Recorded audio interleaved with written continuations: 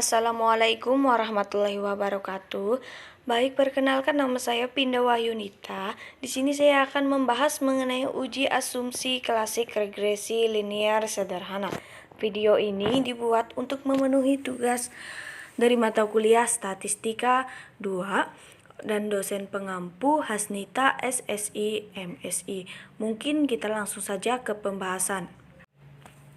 Uji asumsi klasik regresi linear sederhana.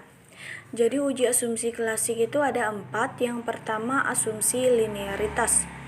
Untuk melihat apakah hubungan parameter linear atau tidak. Signifikannya deviation from linearity harus lebih besar 0,05. Lalu yang kedua, asumsi normalitas. Untuk melihat apakah nilai residual berdistribusi normal atau tidak. Uji normalitas dapat digunakan dengan uji histogram, normal P, mean plot, chi-square, dan uji Kolmogorov-Smirnov. Yang ketiga, asumsi homoskedastisitas. Untuk melihat apakah terdapat kesamaan varians dari nilai residual. Uji homoskedastisitas ini menggunakan Ring-Spearman. Lalu yang keempat, asumsi autokorelasi. Uji autokorelasi ini digunakan pada data runtun waktu. Tujuannya untuk melihat apakah terjadi korelasi antara suatu periode T dengan periode sebelumnya. Uji autokorelasi ini menggunakan uji Durbin-Watson.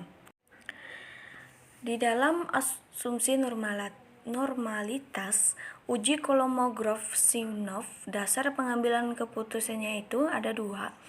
Jika nilai signifikansi atau signya lebih besar 0,05, maka residual berdistribusi normal. Nah, yang kedua, jika nilai signifikannya lebih kecil 0,05, maka residual tidak berdistribusi normal.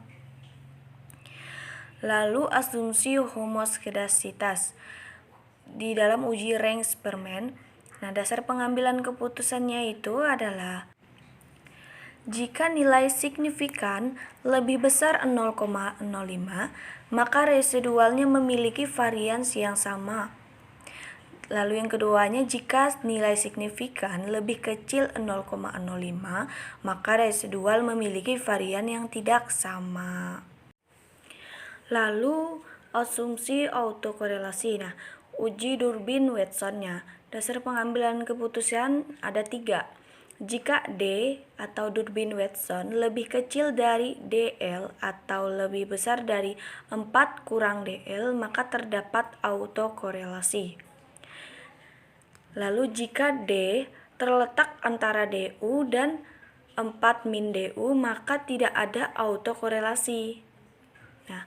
Jika D atau Durbin-Watson terletak antara DL dan DU, maka tidak menghasilkan kesimpulan pasti. Bisa kita lihat di dalam gambar PPT, di situ sudah ada tabel Durbin-Watson. Dan di samping kanannya ada K itu sama dengan jumlah variabel bebas X, N-nya itu banyaknya data. Nah, ini adalah untuk pengujian Durbin-Watson. Dia ada 3 cara pengambilan keputusan. Nah, bisa kita lihat di sini sudah ada contoh soal dan beserta datanya. Datanya di sini iklan sebagai X-nya dan profit sebagai Y. Lalu kita bacakan untuk soal. Diamati contoh acak 10 perusahaan yang memproduksi laptop dari bulan Januari sampai Oktober tahun 2015, kemudian dicatat pengeluaran iklan dan profit. Ingin diketahui apakah ada pengaruh antara biaya iklan dengan profit perusahaan tersebut.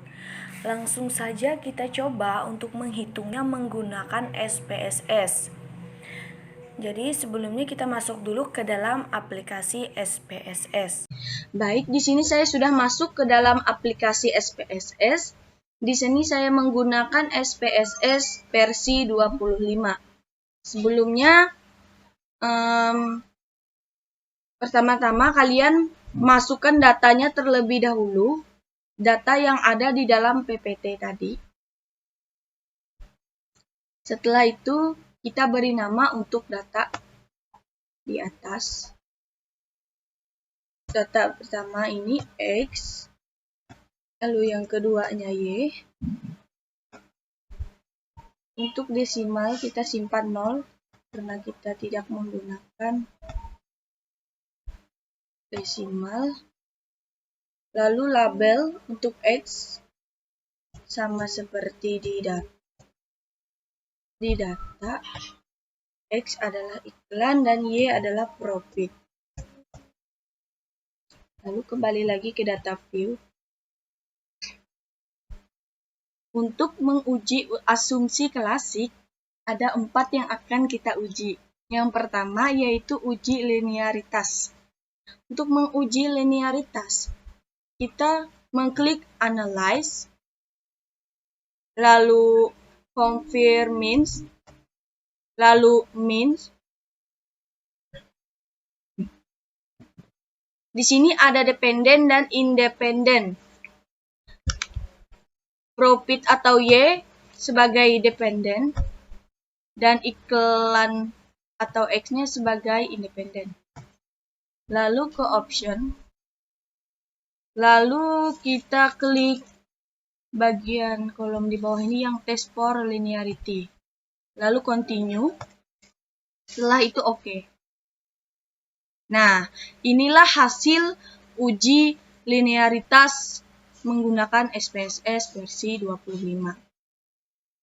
Di sini untuk ANOVA tabelnya tidak terlihat karena data yang kita gunakan itu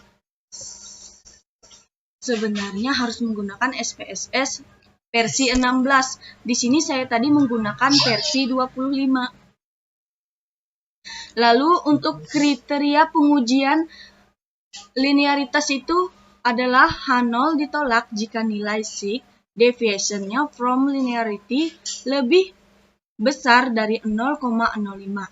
Nah, setelah itu kita masuk ke uji kedua yaitu uji normalitas.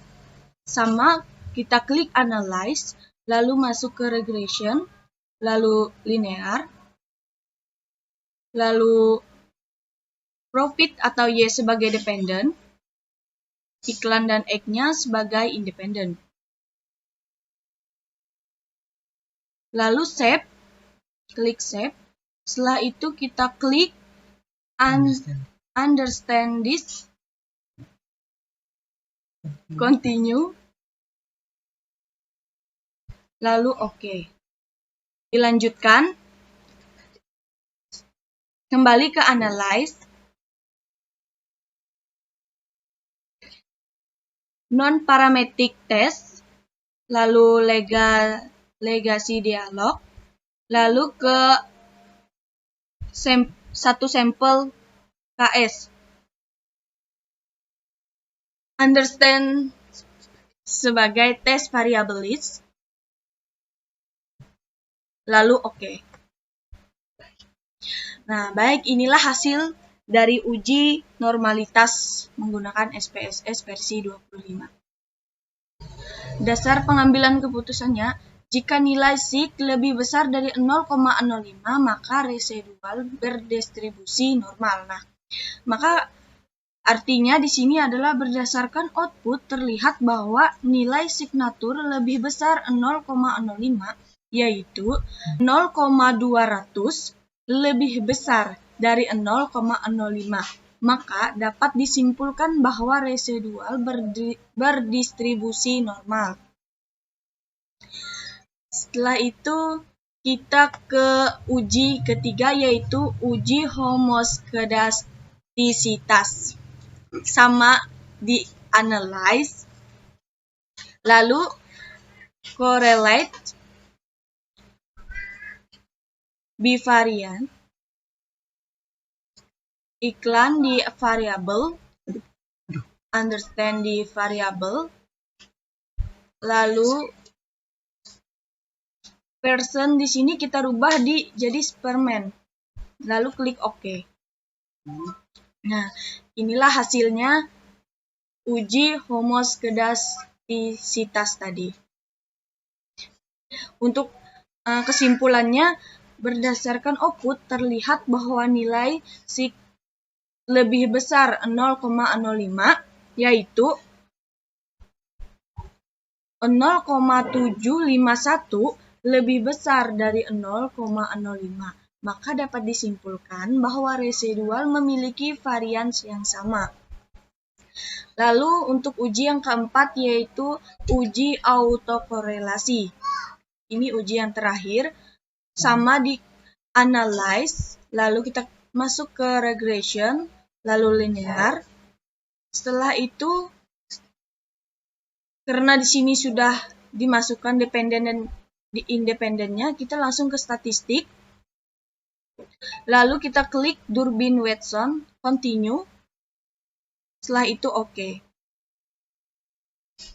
Nah, inilah hasil dari uji autokorelasi. Untuk kriterianya, di sini ada 3. Jika D lebih kecil dari DL atau D lebih besar dari 4 min DL, maka terdapat autokorelasi. Lalu yang kedua, jika DU lebih kecil dari D lebih kecil dari 4 min DU, maka tidak ada autokorelasi. Yang ketiga, jika DL lebih kecil dari D lebih kecil dari DU, maka tidak menghasilkan kesimpulan pasti. Dari data ini, kita dapat melihat untuk model summary, melihat tabel Durbin hanya ada K sama dengan 1 jumlah variabel bebas X dan datanya 10.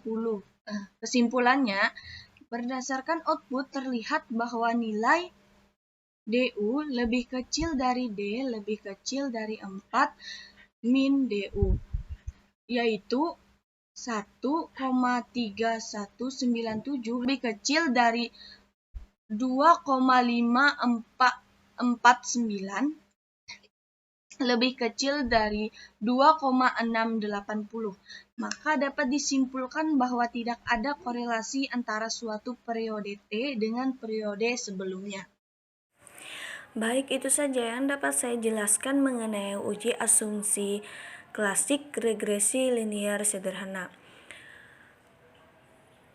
Mohon maaf jika ada kekurangan dalam penyampaian, karena di sini juga kami masih belajar. Sekian yang dapat saya sampaikan. Semoga video ini bermanfaat. Wassalamualaikum warahmatullahi wabarakatuh.